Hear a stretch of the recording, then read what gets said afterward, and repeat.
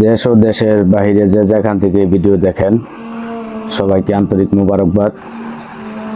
তো বরাবরই আমি আলাপ করি ইসলামের শরীয়ত মারফত, হাকিকত এবং তরিকত নিয়ে।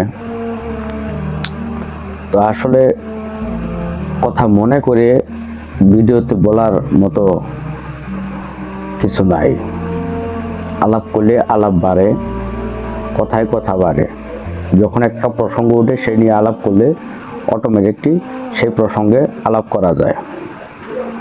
কিন্তু শরীয়ত নিয়ে একটা লিপিবদ্ধ করে ওই বিষয়ে অনেকক্ষণ আলাপ করা যায়, কিন্তু মারফত নিয়ে এটা লিপিবদ্ধ করে আলাপ করার মতো কিছু নাই। আকার ইঙ্গিত বেশে বোঝানো হয়। তরিকতের ব্যাপারটাও একই, হাকিকতের ব্যাপারটাও একই। হাকিকত কি, তরিকত কি, এ নিয়ে আমিও পূর্বে বিস্তারিত আলাপ করছি অনেক ভিডিওতে। তো আজকে একটা বিষয় আলাপ করতেই হয়, তা হচ্ছে আপনি শরীয়ত মানেন, মারফত মানেন, হাকিকত মানেন, তরিকত মানেন, যা কিছুই মানেন, সবার আগে আপনার আত্মশুদ্ধি করতে হবে। আত্মাকে পরিশুদ্ধ করতে হবে। নিজের ভিতর থেকে সকল খারাপ নাপাকি দূর করতে হবে।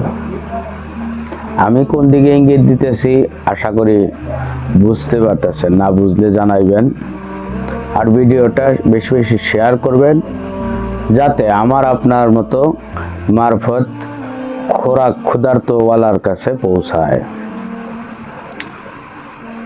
তো একটা ঘটনা বলি।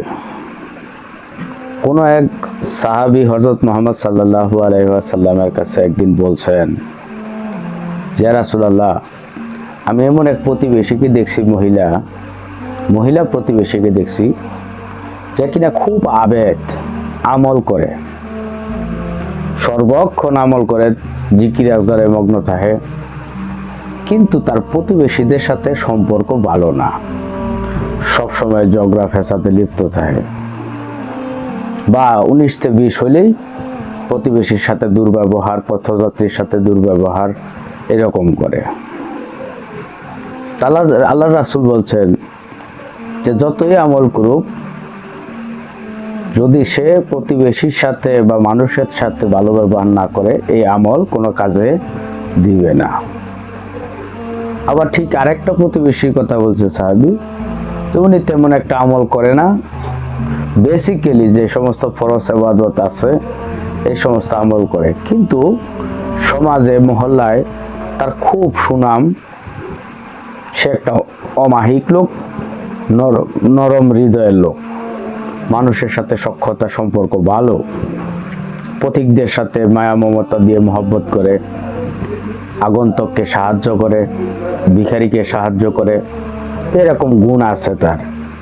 আল্লাহ রাসূল বলছেন যদিও তার আমল কম, কিন্তু প্রতিবেশীর সাথে সখ্যতা ভালো, পথিকদের সাথে মানুষের সাথে সম্পর্ক ভালো, তার কোমল হৃদয়, আল্লাহ তাআলা তার ছোট আমলকে বড় করে দিবেন, তার নাজাতের জন্য উহাই যথেষ্ট, এরকম কিছু বলছেন।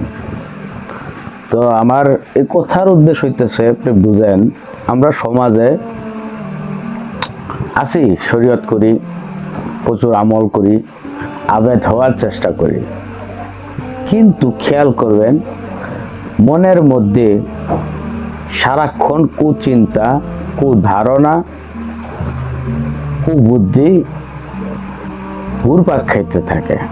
আমি সমাজের মানুষের সাথে সম্পর্ক কেমন সেটা নিয়ে আলাপ করব না, আমি আমাকে নিয়ে, আপনার নিজেকে নিয়ে আলাপ করব। এখন আপনার সম্পর্ক আপনার মানুষের সাথে কেমন সেটা আপনি নির্ণয় করবেন।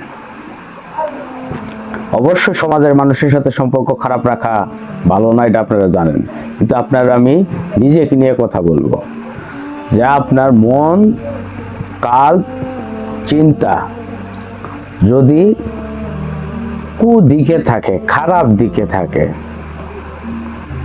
তাহলে আপনার আমলগুলো আস্তে আস্তে আস্তে আস্তে কাটা যাবে।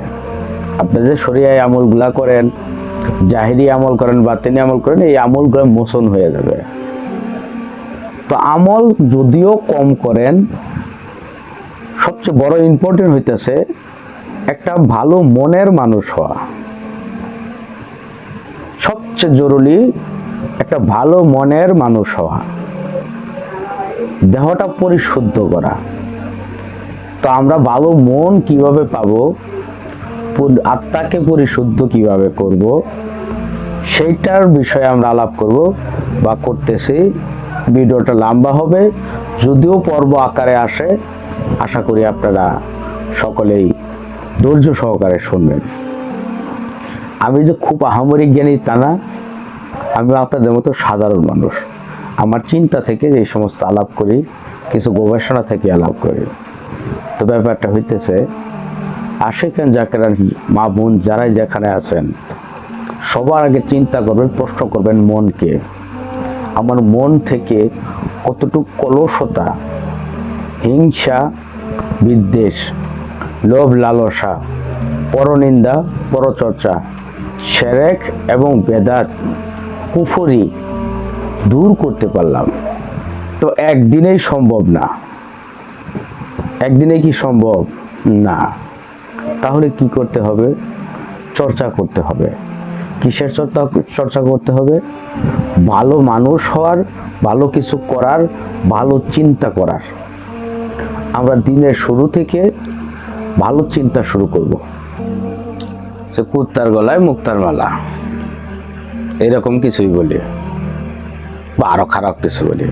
তো আমার কথাগুলো ওই দিকে না। তো আমার কথা হইতেছে খুব সহজ সরল। মনটাকে আপনি সহজ সরল করবেন, চিন্তাধারা সহজ সরল করবেন। এই ঈর্ষাটা দূর করতে হবে। আর এই যে লোভটা, যে আরেকজনের গলায় আমি এটা দেখলাম, আরেকজনের পাড়া প্রতিবেশী ভালো পড়তেছে, ভালো খাইতেছে, হ্যাঁ, এই খাওয়াটা পড়াটা আমি দেখতে পারতেছি না, এটা হচ্ছে লোভ বা হিংসা। ও আমার লগে এরকম খুব করতেছে, ও আমার দেখে এরকম করতেছে, ও বুঝে আমার নিয়ে সমালোচনা করতেছে, এই করতেছে, এই করতেছে। সারাক্ষণ চিন্তা প্রতিবেশীর নিয়ে, বা সাথের কলিগরে নিয়ে, বা সাথের মহিলারে নিয়ে, সাথের পুরুষরে নিয়ে। এটা হচ্ছে গিয়া হিংসা। ঈর্ষা কোনটা, হিংসা কোনটা বুঝতে হবে। লোভ কোনটা, লালসা কোনটা। লালসা হচ্ছে তার সম্পদ কিভাবে আমার ঘরে আসবে, তার ফন্দি ফিকির করা, এটা হচ্ছে লালসা।